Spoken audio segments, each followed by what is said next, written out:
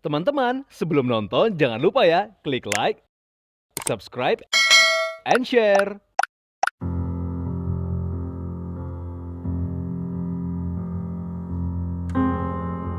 Cinta hadir untuk menyatukan perbedaan. Ia diciptakan sebagai pelengkap. Cinta adalah pemakluman atas ketidaksempurnaan. Cinta juga menyoal penyatuan kasih sayang. Cinta merupakan perihal janji setia antara dua insan. Namun yang terpenting, cintalah sang jurumudi yang akhirnya mengarahkan kemana hati akan memilih. Sejak tahun 2007, nama presenter pria ini diidentikan dengan berbagai program reality show. Tarem Mehek Mehek adalah salah satu reality show yang sangat populer di masanya. Bersama rekannya Cici Panda, pria berkulit putih itu sukses menaikkan rating acara yang mulai ia bawakan sejak Mei 2008 hingga Maret 2012. Mengobati sedikit rasa rindunya pada kamera dan viewers di rumah, Mandala yang kini lebih aktif di belakang layar bersedia meluangkan waktunya untuk tim Love Story dengan berbagi perjalanan kisah cintanya bersama dengan sang istri Marida Dianova Zavriana. Yap, menemani weekend Anda di rumah, bersama-sama kita saksikan perjalanan kisah cinta yang sweet dan inspiratif dari pasangan Mandala Soji dan Dianova dalam Love Story.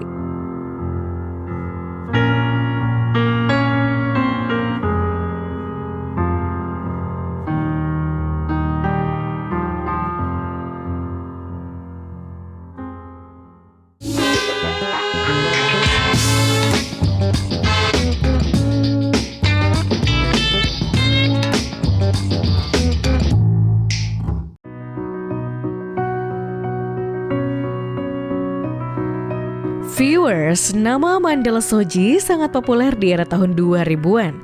Saat boomingnya reality show dan tengah berada di puncak karir, pria kelahiran 1982 ini justru memilih melepas masa lajangnya dengan menikahi gadis asal Kudus yang akrab disapa Nova.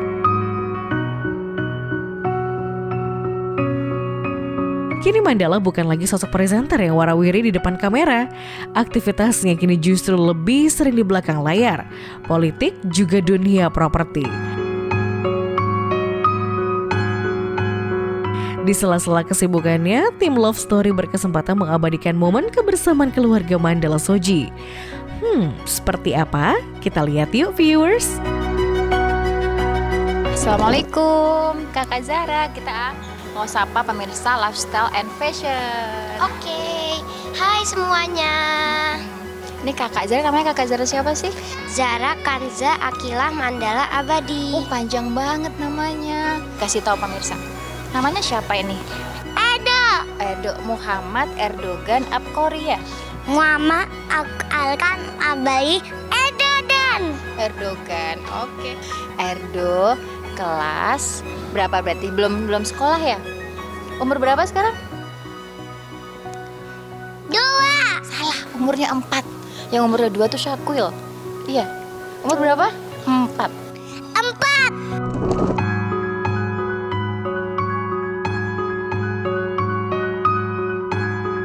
Berlokasi di sebuah hotel ternama di bilangan Jakarta Pusat, sang istri dan keempat buah hatinya Zara Kanza Akilah, Muhammad Maher Arkan, Muhammad Erdogan Akbari, dan si bungsu Muhammad Syakwil Al-Hasik yang baru saja berusia 2 tahun. Tengah menunggu kedatangan sang suami yang tengah mengikuti musyawarah nasional. Sambil menunggu, si sulung Zara yang tengah memiliki niatan untuk menjadikan penghafal Al-Quran sedikit menunjukkan kebolehannya melantunkan ayat-ayat suci Al-Quran. A'udzubillahi minasyaitonir rajim.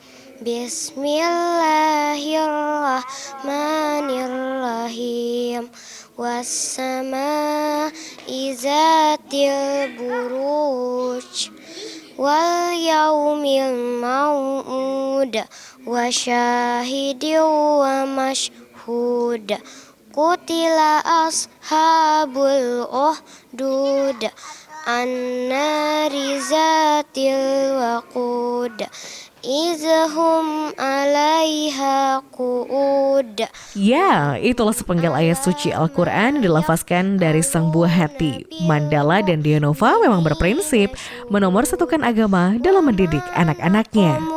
Minhum illa ayyuminu billahil azizil hamid allazi lahu mulkus samawati wal ard. Memiliki rasa ingin tahu yang tinggi dan memiliki keinginan yang kuat, itulah yang tergambar dari sosok anak pertama Zahra Kanza Aqilah. Meski usianya baru menginjak 9 tahun, Zahra sangat fasih membaca ayat per ayat dengan suara yang merdu. Minati summalam yatubu falahum azabu jahannama walahum azabul hariq. Sadaqallahul azim. Tapi itu pun dihafal, walaupun nggak baca dihafal. Alhamdulillah ya Kak ya.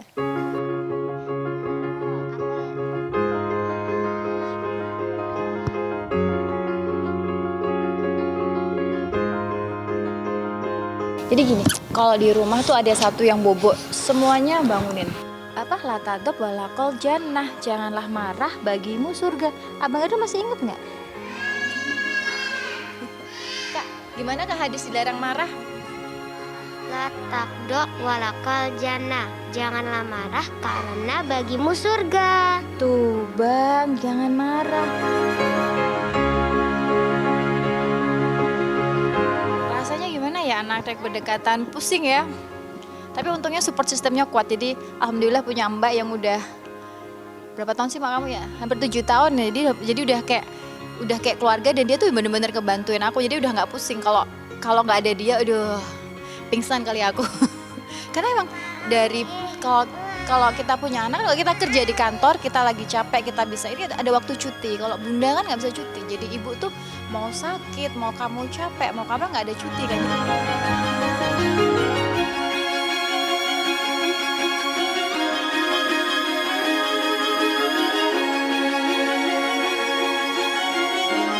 Mereka cukup dengan mereka sendiri udah main ya Kak ya? Iya. Udah full anggotanya. Kalau mau main putak umpet bisa, main lempar kemarin lempar lembu apa sih? Aku nggak tahu namanya. Yang dilempar-lempar gitu. Jadi lempar-lempar, habis itu nanti kita lompat-lompat, gitulah. Assalamualaikum warahmatullahi wabarakatuh. Ya, acara akhirnya selesai juga. Tadi kita ngelakuin rapat ya sama APRC, Asosiasi Pengembang Perumahan Seluruh Indonesia. Dan acara selesai, habis ini kita langsung ketemu sama bunda yang lagi nunggu di depan ya. Kita ngobrol di depan ya, kita sharing di sana. Pengen tahu kan gimana keluarga aku? Nah, penasaran? Yuk, kita langsung ke sana. Udah selesai rapat, ayo, come on. Usai menunggu hampir 1 jam lamanya, Mandala akhirnya selesai dari acara seminarnya. Ia pun langsung bergegas menemui istri dan keempat anak-anaknya. Tadi udah selesai kerjaan kita dan langsung kesini ketemu sama bunda sama anak-anak ini ya. Pas kebetulan kita ini lagi nginep ya di hotel juga. Bunda sama anak-anak nyusul. Ya tadi udah berenang. Ya alhamdulillah ini ya seneng banget ya. Ada 4 ya. Baru 4 kayaknya. Baru 4 ya, walaupun rame ya kan. Walaupun ya nggak bisa diem semuanya, tapi alhamdulillah ya. Kalau dibilang capek ya pasti capek, tapi ya gini disyukurin aja tuh. Saya bukan capek, saya happy ya. Happy Disyukurin aja iya, happy ya. Kadang-kadang kita lihat itu kok, waduh lucu banget ya. Apalagi ini, tuh apalagi yang kecil-kecil ini. Ini Hayat. Tuh.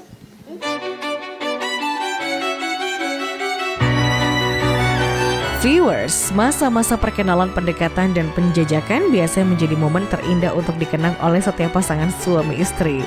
Lantas bagaimana proses awal perkenalan Mandala dengan Dionova? Pertama kali ketemu di stasiun TV. Itu aku masih kerja dan dia lagi syuting. Terus itu dia di flirting gitu aku. Gitu ya. Terus dia tuh gini, waktu dia deket sama aku pertama kali itu, dia tuh bersikapnya sinis banget ke aku. Kayak kalau diajak salaman, diajak. Biasanya kalau di zaman dulu kan kita cipika-cipiki, dia tuh nggak mau. Terus kayak kesel gitu sama aku, kan mereka ya orang kayak benci deh sama aku gitu kan. Hah? Mungkin gitu ya? Kan aku berpikir dulu gitu. Oh, gitu. Makanya bingung gak tuh dia tiba-tiba minta waktu itu masih BBM ya. Meski di awal perkenalan, Mandala bersikap sinis. Keduanya sempat bertukar kontak BBM namun mereka tak pernah saling menyapa satu sama lain. Hingga akhirnya dalam suatu waktu, Mandala langsung menelpon Dianova dan mengutarakan kekesalannya lantaran tidak pernah menghubungi dirinya.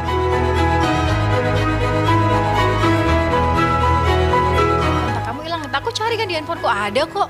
Kenapa kamu nggak telepon aku? Hah? Emang aku harus nelpon kamu? Dia pede banget. Gimik. Dia tuh pede banget, maksudnya itu dia pede. Terus dia ngajakin pacaran. Terus waktu itu aku mikir, aduh, aku ajak dia ngomong logika ya. Man, pacaran itu tuh nggak mengcover apapun, nggak menghalalkan apapun. Kalau aku pacaran sama kamu, nanti aku pergi sama cowok lain, kamu nggak boleh marah loh. Loh kenapa nggak marah? Kan kamu pacar, bukan suami. Aku gitu. Maksudnya cowok itu, aku tuh udah lelah pacaran, aku mau suatu saat nanti nikah. Itu tuh sebenarnya aku tuh nolak dia. Tapi bagi dia itu ngajakin nikah. Salah pengertian. Saya pengertian. Iya. Selepas berkomunikasi, rupanya Mandala menaruh hati dan langsung menembak Dianova untuk dijadikan pacar. Namun keinginan Mandala tersebut ditolak oleh Dianova hingga akhirnya terjadilah kesalahpahaman di antara mereka. Waktu itu sih banyak yang nembak. Banyak nembak. Waktu itu beda. Terus kayak udah ya Allah udah lelah di jarak seminggu ada yang nembak. Tapi nggak jelas nih, ini mesti maunya apa gitu loh. Kan cuma pacar-pacaran doang, nggak ngabisin waktu gitu loh. Udah capek. Maunya emang kalau suatu saat nanti ketemu, udah nikah aja. Ketika nikah kita punya masa, kita hadapi bersama gitu loh. Kalau kita nikah kan lebih struggle. Kalau pacaran gampang putus, tinggalin gitu. Kalau nikah kan nggak, tanggung jawabnya akhirat kan. Itu dulu mikirnya. Zaman dulu masih muda, masih umur 20-an kan. Ketika karir masih di atas waktu itu, dia gimana sih puasa Senin Kamis, sholat tahajudnya rajin. Kan nggak ada waktu itu di lingkunganku sama sekali nggak ada, dia doang. Kalau nggak terima dia rugi juga. Rugi. Iyalah, sekarang gini kan seorang istri masuk surga bersama suaminya kan. Kalau dia di surga, insya Allah aku di surga kan. Amin. Kalau aku cuma suami nggak di surga kan, aku nggak ikut di surga juga. Salah satu harapanku sih ngikut dia, bisa ngikut dia. Makanya aku coba jadi istri yang solehah, insya Allah semoga bisa. Jatuh cinta pada pandangan pertama. Seperti itulah yang dirasakan Mandala terhadap sang kekasih. Sejak awal bertemu, pria yang lahir di Surabaya ini mengaku sudah jatuh cinta dengan sosok sang istri tercinta. Udah nemu sesuatu yang beda, yang merasa yakin, itu dia akan udah nggak, maksudnya udah akan berusaha untuk memberanikan diri gitu loh. Jadi udah menemukan sesuatu, oh mungkin ini kan, ini dia. Insya Allah mungkin ini, kalau kita main-main percuma juga. Kalau aku pacaran juga pastinya belum tentu bisa jadi nikah.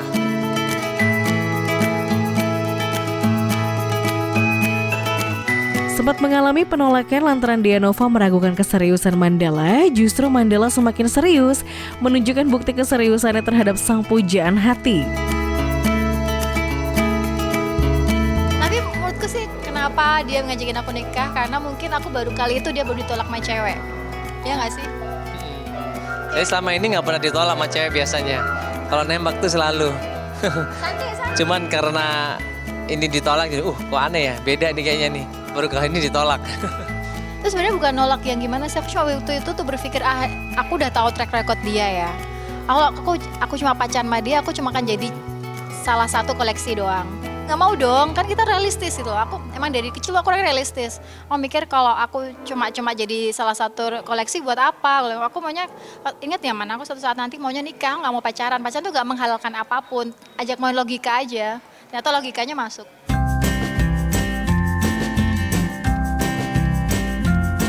Mandala sukses menaklukkan hati Dianova.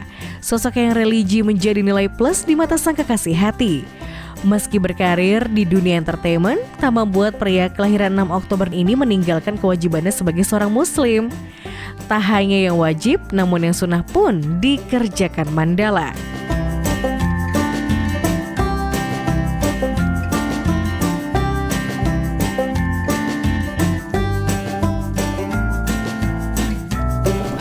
hafal banyak surat, ya kan. Kalau di sekolahnya sih kelas 1 sampai kelas 6 targetnya 10 juz, ya kan. Tapi ternyata mungkin ya karena pandemi, ya kan. Terus karena keadaan seperti ini, jadi memang agak susah ya. Kalau anak-anak ini kan nggak bisa cuma lewat Zoom, ya kan. Nggak bisa lewat komputer, dia itu harus tatap muka kalau anak-anak ini. Jadi itu yang sangat mempengaruhi buat dia untuk menghafal, belajar juga. Dan lagi anak cowok tuh emang, aduh beda sama anak cewek. Anak cowok tuh atau ada alasan kuat ngafalin tuh susah ya, nggak mau. Tapi kalau cuma dengerin murotal dia sebenarnya masuk ya. Dengerin murotal dia hafal, dia masuk. Cuma kalau diajarin bener-bener diadepin gitu, perkembangannya kita pengen tahu. Aduh, kayak gitu deh, suka sama omanya sendiri. Tapi kalau dites gitu kakaknya mancing gitu dia nerusin bisa. Selalu komunikasi ya, terutama di saat mungkin lagi malam ya. Malam kita komunikasi, terus pas lagi santai kita komunikasi. Kita lihat perkembangan anak seperti apa. Oh, ini anak kurang ini, kurang itu. Jadi kita coba kita menggunakan cara seperti ini, misalkan Arkan, misalkan kakak Zara, diapain, kita harus mencoba terus, kita harus cari solusi. Gitu. Jadi jangan menyerah gitu aja. Kalau misalkan dia ada masalah misalkan kita harus cari solusinya. Kenapa sih anak-anak seperti ini ya Bunda ya? Oh mungkin karena dia begini.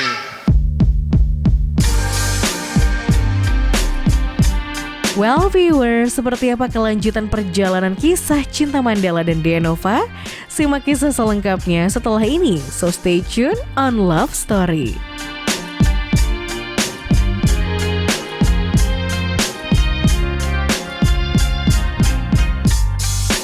Teman-teman, sebelum nonton jangan lupa ya klik like, subscribe, and share.